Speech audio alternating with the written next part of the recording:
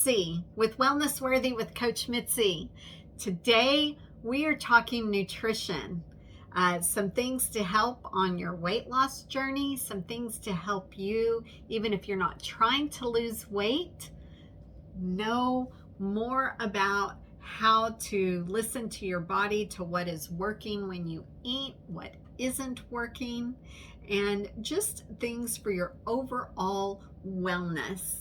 If you're interested, please stay to the end. Like, subscribe, share. I would appreciate it. It's what helps me keep being able to put quality content out here for you guys. I'd also like you to please comment. Let me know what you're thinking.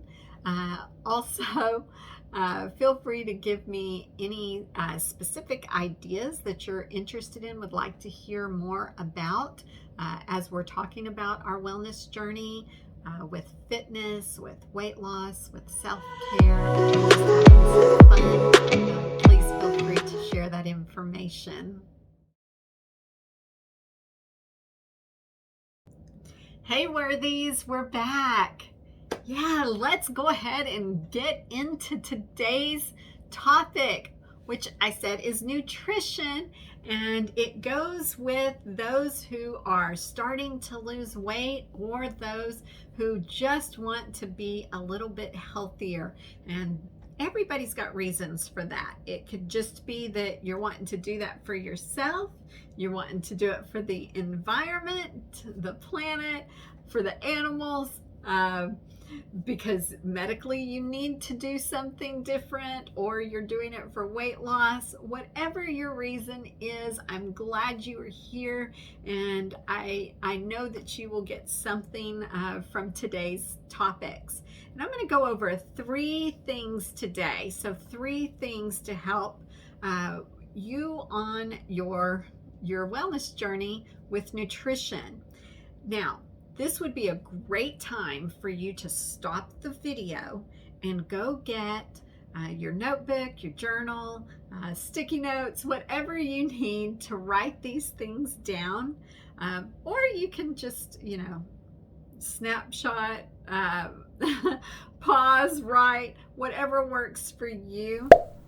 But this would be the great time to do that, and we will get started. Okay, if you're back from the pause, let's get started. The first thing we're going to do is called the breakfast experiment. Yeah, it's like science, fun. And if you're a geek like me, then this can be fun, and make it fun. It doesn't have to be a chore, because guess what? You're going to learn stuff about your body and how your body responds to food, and that's really interesting, because no 2 people are going to respond exactly alike to everything, and so as each person goes through this, they're going to learn what works and what doesn't. And so the first thing you're going to do is, you may need to go grocery shopping. You may have these things in your house, so take inventory of that. But you're going to do simple breakfast meals for 7 days. And after you make each meal, you will write down how you feel after you ate, and then how you feel 2 hours later. Okay? So day 1 is going to be scrambled eggs. Scrambled eggs. That's it. You're just going to make you a plate of scrambled eggs. Now, if you are a vegetarian and do not do eggs, or you are vegan, then I would encourage you to do flax eggs and see how your body responds to flaxseed. Some people have great responses. I eat flaxseed every single day. Some people don't. Seeds don't do well for them. So this is a great time to test that. Go ahead and have you some scrambled flaxseed eggs. For everybody else, I want you having scrambled eggs. Okay? So scramble those eggs. Write down how you feel after you eat. Write down how you feel 2 hours later. Day 2 we're going to do scrambled tofu. Yeah, and people are going, oh, tofu. If you haven't had it, you need to try it. Scrambled tofu, and you can season it up. There are ways to make tofu taste great. So give the good scrambled tofu a try. Now, I am going to preface, if anything I've listed on day 1, day 2 through day 7, you have a sensitivity to, an allergy to, and you already know that, then of course you don't have it. We're not going to do anything that would put you in some kind of medical emergency or distress. No, what you can do is substitute it for something else. So if you have a sensitivity to soy, which is what tofu is, if you have a sensitivity to soy or an allergy to soy, you're not going to do the scrambled tofu. If you also have very high estrogen, then you may not want to do the scrambled tofu either, because soy is a phytoestrogen. It just increases. And we know that most people are trying to bring estrogen down to normal rates. The higher the estrogen, the higher risk of cancer, particularly breast cancer, is. So we're trying to get those estrogen levels within normal ranges. Don't do the scrambled tofu unless you just want to give it a try, see, because you don't really use a lot of soy elsewhere in your diet. Okay, what do we do after that? We're going to write down how we feel. 2 hours later, write down how we feel, and go to day 3. Day 3 is oatmeal. Plain oatmeal. Oatmeal. Use gluten-free oats. That way, when you're writing down how you feel, you'll know that it's how you feel because of the oats and not because of potentially having a small trace of gluten in there. So do gluten-free oats if possible. Write down how you feel. 2 hours later. Day 4, we are looking at boxed breakfast cereal. Yeah, boxed breakfast cereal. And I personally care. I'd rather you have a healthier boxed cereal, but you can have whatever you want. If you want Captain Crunch or Lucky Charms or, Cheerios, Raisin Bran, whatever you want, you have it, because your goal is to see how your body responds to boxed cereals. So you have the boxed cereal, you write down how you feel. 2 hours later, you write down how you feel. Okay, and then we are going to day 5. Okay, here's the day everybody's waiting for. If you want to make your Starbucks run or your Dunkin' Donuts run, or go to your favorite, coffee shop, this is the day, because you get to have a muffin and coffee. So you want to go get a muffin and coffee from Starbucks? Do it. Whatever floats your boat. Then write down how you feel. 2 hours later, write down how you feel. Day 6, we are having fruit. Any kind of fruit. You want berries, you want tropical, melon, you want a little bit of everything, go for it. The whole purpose is trying fruit and seeing how your body responds to it. For breakfast, write down how you feel. Write down how you feel 2 hours later. Okay? And finally, day 7, it's going to be vegetables. We did fruit. Now we're doing vegetables. We're going to give it a try. If you want to cook up some spinach, you want sweet potato, you want sweet potato with spinach on it. You want to chop up some cherries. You just go to town with your veggies however you want. Give them a try and write down how you feel. 2 hours later, write down how you feel.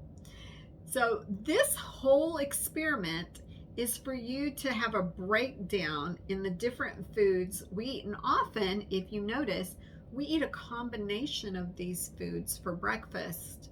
So what we're trying to do is see if there are any that do you well and some that don't do you well. And listen to your body. Read through your notes. But now that you've done that, you can expand it out to other things that you may eat throughout the day, for breakfast. You can expand it to beverages. Maybe you know that, hey, scrambled eggs were for me. That worked wonderful. Have scrambled eggs with orange juice. How did you do with the juice? Try different things. Scrambled eggs. Well, make yourself an omelet. Did you do well with the veggies and the eggs? How do you do with breakfast sausage? Have you tried breakfast sausage in the morning, or ham? You're going to want to try that too. Again, if you're vegan or vegetarian, then you try things that work for you. I do a lot of alternatives. So I use applesauce instead of eggs when I make my pancakes. I do different things to take dairy out of my diet, and I limit my meat intake. I try not to do much of anything outside of fish and occasionally chicken. So, everybody's got their own limitations of what they consume and what they'll eat. So you work within the guidelines of what you know. Now, if you're a person who doesn't have any restrictions based on, personal beliefs or medical reasons, then expand, try some different things, give it that same experiment, and you may find some things you really enjoy and some things that make you feel really, really good. So it's a great experiment. Do that first week and then expand on that, where needed. Now, number 2, so that was number 1, the breakfast experiment. Number 2 is your food mood journal. Food and mood. You ever heard the term hangry? Where you're hungry and angry? It's the same concept. Food mood journal. You're going to write down how you feel after you eat, like mood-wise. With that food mood journal, you can have entries that are simply like, I drank the first cup of coffee this morning. I felt great right afterwards. A few hours later, I still felt wonderful. But after I drank the second cup, it put me over the edge and I'm jittery and struggling. Okay, so that tells you like where your boundary is there. You can have another entry, something that's like, I ate too much meat protein today. I feel sluggish. I feel bloated. I feel gassy. You could have something like that. You could also have an entry where you're like, I ate some hummus and carrots this afternoon, and man, I was so productive at work for those last few hours.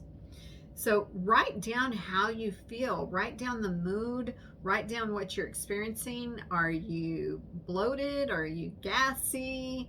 Are you energetic? Are you lethargic? Did something keep you from sleeping well? Write it down, because that's the way you learn. And that's, when you work with health coaches, nutritionists, dietitians, and you tell us these things, then we can help plan and figure out, what are other food options that you can have to replace something that maybe doesn't make you feel so great. you know? And that's information you can relay to your doctor, where they might be able to test you, do a food sensitivity test or a food allergy test, or look, you know, for other health issues, like, you know, people develop diverticulitis and IBS and different types of conditions, and certain foods just do not work with that. So it's good for you to have this information and learn yourself. Okay, so that's number 2. So number 1 is the breakfast experiment. Number 2 is the food mood journal. And the last one, we're going outside ourselves. We've kind of been focused on what we're doing and how we feel. We're going to look at other people. So this is your friend, number 3, friend food inventory. I want you to write down 3 of the healthiest people you know personally, 3 of the most unhealthy people you know personally. I want you to observe what they eat, how they eat, you know, when or if they're not eating. So does person number 1 eat 3 meals a day? Or do you hear them saying, I don't eat breakfast, I sometimes miss lunch because of work, I eat that 1 meal a day? Or do you have that friend that snacks all day, they just graze? You know, write down how their food consistency is and what they're eating. And see if you notice any correlations between their health and their food intake. Now, there are exceptions to the rules. There are medical conditions that people are diagnosed with every day that have absolutely nothing to do with their dietary needs. This is not something for you to then turn around and judge them. This exercise is basically so you can see that in typically form of fashion that your healthy friends, and I mean healthy, that doesn't mean your skinny friends, okay? Your healthy friends. What is it that they're doing? What is it they're eating? How often are they eating? And your unhealthy friends, are they the ones skipping meals? Or are they binge eating? Are they snacking between meals? What's going on with them? Because then you can start to understand how people are eating. You might be able to attribute to their stress load. Are they exercising? You'll start seeing patterns form. But go ahead and do that friend inventory exercise. It typically is very revealing. But again, it's not for you to use it in judgment against them. It's for you to use it as information in making choices for yourself. It's never to be used against them. Even for the healthy people, for you to be like, oh, well, yeah, you eat so perfect, and, you know, no. Please, please, please do not go into that exercise with the mindset of we're grading them. No, we're just observing. It's an observation so that we can then in turn utilize that information and how we can do better for us. That's it. Okay? So, your 3 things today: breakfast experiment, food mood journal, friend food inventory. Yeah. And as you learn yourself and you're making better choices, guess what's happening? We're losing weight. We're losing weight.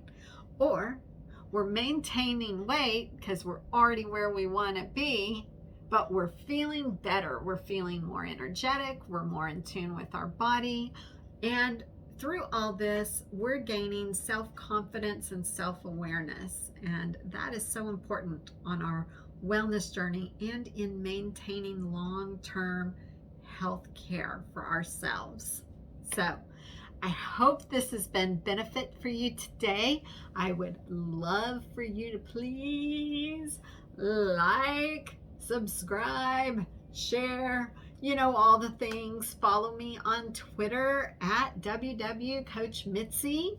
Follow my Pinterest board, Wellness Worthy with Coach Mitzi. And within that board, there are other boards. There are thousands of pins. So you can find you just about anything you want to know on wellness. If you go over to my website, you can check out how to schedule an appointment. If you want a private appointment with me in health coaching, you can also sign up, become a member on the website, and then you will start getting newsletters. My newsletters are monthly. I am not going to spam people. It's a monthly newsletter, so you can get that. And then when you become a member, because there's no fee, this is member for the website. That's what allows you to to go in and schedule appointments, and you'll be able to see special content in there. Right now I'm working on programs that you'll be able to work at your own pace without working with me directly, but I will be the one guiding those. You will be able to sign up for those different programs. It could be anything from sugar detoxing to learning more about eating healthy, health coaching programs, all different kinds of things. And there's going to be recipes coming soon as I can get the time to get them all in there and get them loaded for you guys. So again, thank you so much, and I look forward to seeing you next time. And remember, you are worthy. Bye.